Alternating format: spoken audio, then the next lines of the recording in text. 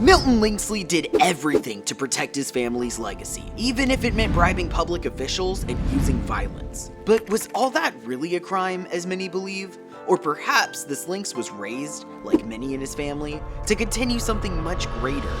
And was Paubert truly a villain, or was there something about him that nobody wants to talk about? Let's find out, because today, we're defending all Zootopia 2 villains. And we'll start with everyone's favorite legendary godfather of Zootopia, who orders someone to be iced 1 minute and offers them Grandmama's cannolis the next. Mr. Big is the reputed mob boss of Zootopia. And while his crime family is certainly involved with countless violent crimes, he's also a powerful figure who provides order in a world where the law can be slow or biased. So in that sense, he's more like a parallel authority figure. Because when institutions fail to deliver fairness, alternative ones take their place. Southern Italy didn't get the mafia because people loved crime. They got it because they needed justice, protection, and order. Things the state hadn't bothered to provide. Mr. Big's life wasn't easy. He came to Zootopia hoping for a better life. He had high ambitions, but life in Zootopia wasn't fair. For a small shrew, it was challenging just to survive. But he never gave up. Grandmama made cannolis, and he made the deliveries, even in the areas where it was dangerous just to move around. And then, the money he and Grandmama made from the cannoli business was stolen from them. And that was the day when Mr. Big decided what kind of mammal he wanted to be. He fought against this injustice, and he slowly rose up the ranks in the underworld to become the top crime boss of the city. He gave ice to the Arctic animals and earned their respect and loyalty forever. So Mr. Big wasn't really a villain. He just adapted to a competitive, unequal environment in order to survive the brutal world and to help his family. And as a powerful figure in Zootopia, he made sure to remain fair and honorable. Like the time he found out that Judy saved his daughter, he immediately shifted from icing her to gratitude. That suggests that he understands ethics very well, even if he operates outside of the law. Meanwhile, the one who was supposed to be the law was breaking it. Mayor Winddancer conspired with the Linksleys. He took orders from them, then passed them down to the ZPD. But beneath this conspiracy and corruption lies a deeply rooted fear of reptiles. Evolutionary psychology suggests humans and animals are predisposed to fear creatures historically associated with danger. And in Zootopia, creatures historically associated with danger were reptiles. Mayor Winddancer, like most mammals in Zootopia, grew up with the belief that reptiles, and particularly snakes, are cold, creepy, and irredeemably threatening. This is a very rational belief. People don't like snakes. So Mayor Winddancer simply made an attempt to serve what he perceived as the greater good.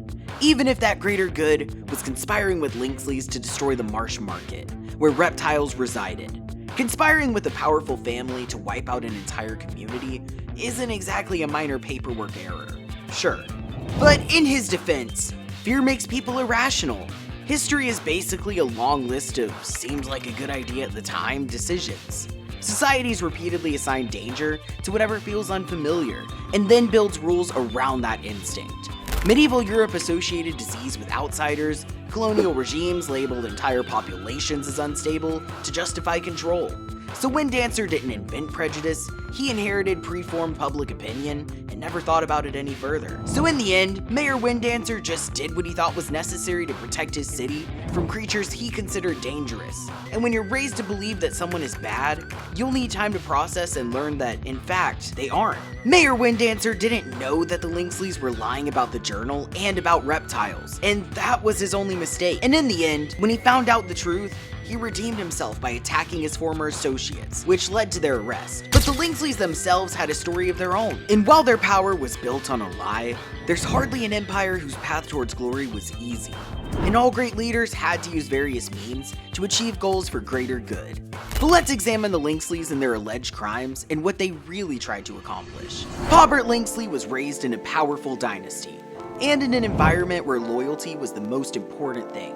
And in such an environment, he was underestimated and seen as a weak loser. Because the Linksleys value strength, which is why Paubert was treated as an outsider. And when he went on to work with Gary DeSnake and help him steal the diary, his family could only conclude that he had betrayed them. But little did they know that this Lynx wasn't the traitor, but the sneakiest and smartest member of the family. Because Paubert realized that being perceived as weak has many advantages. He stuttered through sentences, knocked over chairs, couldn't walk without being clumsy as hell. an absolute disaster to look at. And that's exactly the last guy you would see as a suspect. And the guy you would trust, because clearly, he couldn't outsmart a sandwich. During the time of the Roman Empire, a guy named Claudius was part of the imperial family. He was born with physical disabilities, including a limp and a speech impediment. Because of it, he was viewed as weak by his own family. He was overlooked in the murderous purges carried out by emperors like his uncle Tiberius and his crazy nephew Caligula. But little did they know, he just played the fool to avoid being eliminated as a threat to the throne the way every other male member of the family was. After the assassination of Caligula, the Praetorian Guard proclaimed Claudius emperor because they believed him to be weak and easily manipulated. They thought they could use him as a pawn to rule the empire. But once in power, Claudius eliminated his opponents and became one of Rome's more successful emperors, noted for his work in law, his conquest of Britain, and his extensive public building projects. And this is a brilliant strategy when you think about it. Paubert acted so incompetent that everybody thought he was harmless. He acted nervous and awkward, and he allowed Judy, Nick, and Gary to underestimate him. He pretended to be the weakest person in the room, and no one noticed that he's pulling the strings. And the funniest part? His entire strategy only worked because everyone else was so confident in their own judgment.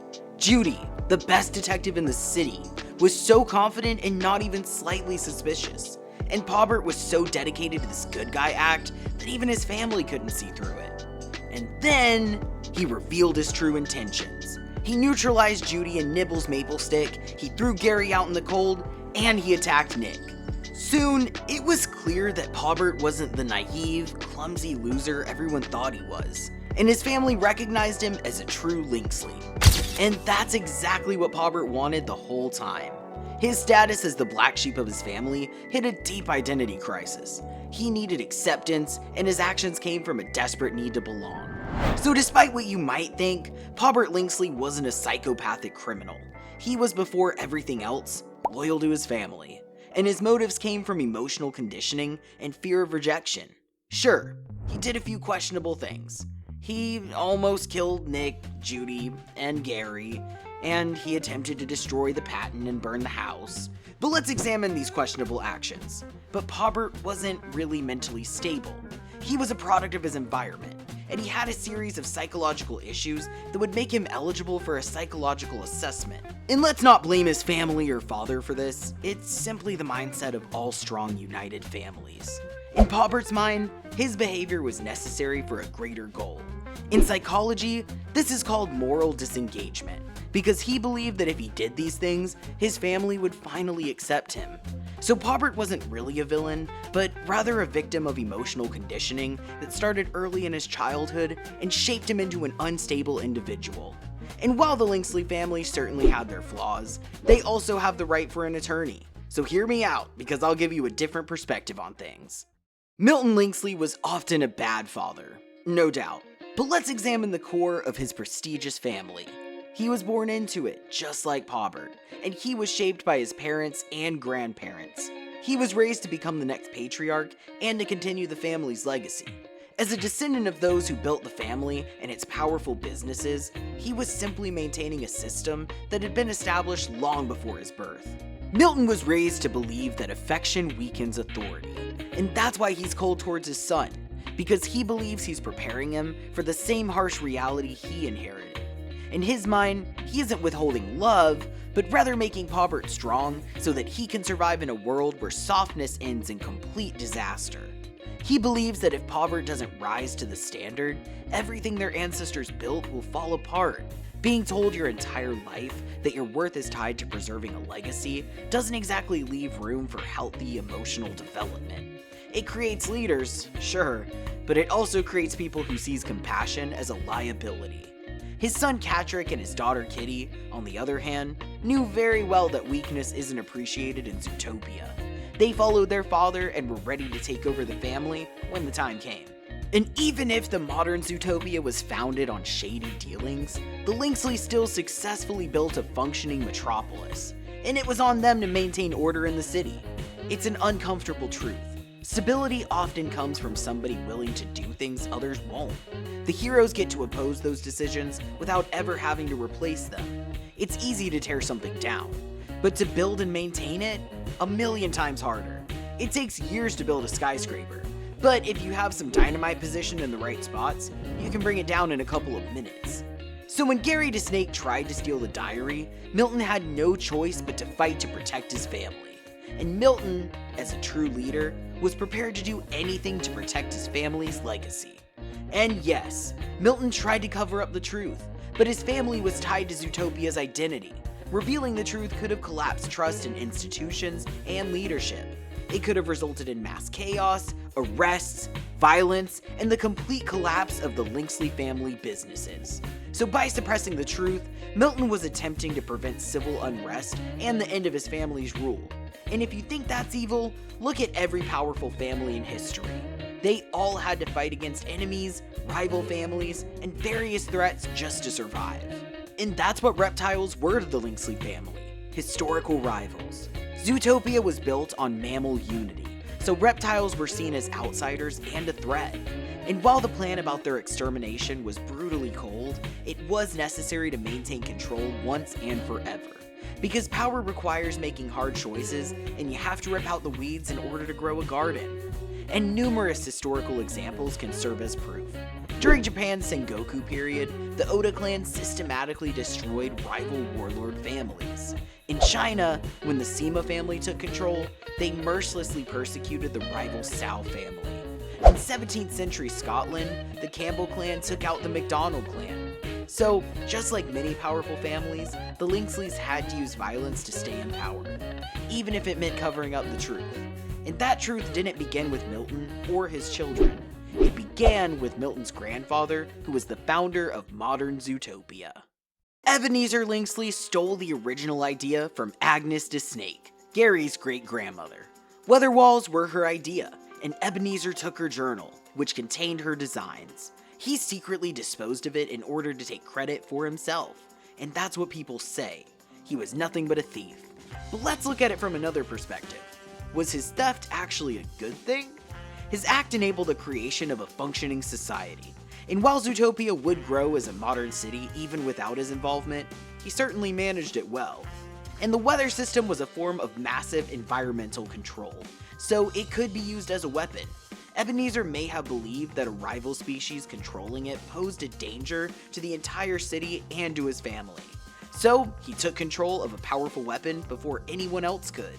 Again, it was a simple survival of the fittest act, because the weather wall technology is extremely powerful, and restricting access prevents misuse or environmental catastrophe. And founding father figures often make morally gray choices to establish order. George Washington fought for the independence of a country that became one of the most powerful world powers. But was he a guy who did everything by the rules? No way, because it's impossible to build an empire without violence, betrayal, and even stealing. Think of industrial espionage during the early modern period. States and individuals constantly stole designs, technologies, and ideas, then launched them as their own. The result was progress. So humans steal from each other. Land, wealth, resources, ideas. And in Zootopia, things are pretty much the same. So while you might think that Ebenezer did it out of pure selfishness, his reasons were actually aiming for the greater good. George Washington was a villain for the English, but for the newly formed USA, he was a national hero. Same goes for Ebenezer. He wasn't much popular among the reptiles, but mammals saw him as a hero. It's the classic dilemma. Do the ends justify the means? Because without that theft, maybe Zootopia wouldn't become what it is. But whatever you might think of Ebenezer Linksley, he simply took on the role of villain to ensure a unified future and survival of his family. And he built a city where all animals can live together in a civilized, technologically advanced society, and where anyone can be anything. And that was our defense for today. Were these characters really villains? Well, if you only look at their actions without trying to understand the background, their upbringings, and their insecurities, then yes. But if you zoom out and see it from a different perspective, things become different. Do you think Paubert could have had a better life and made better choices if he had a good psychiatrist? And what do you think would happen if Mr. Big had access to weather wall technology? Would he expand his Arctic empire, or would he play it fair and leave space for the other animals? If you liked this video, check out this one where we defended Kane from the amazing digital circus.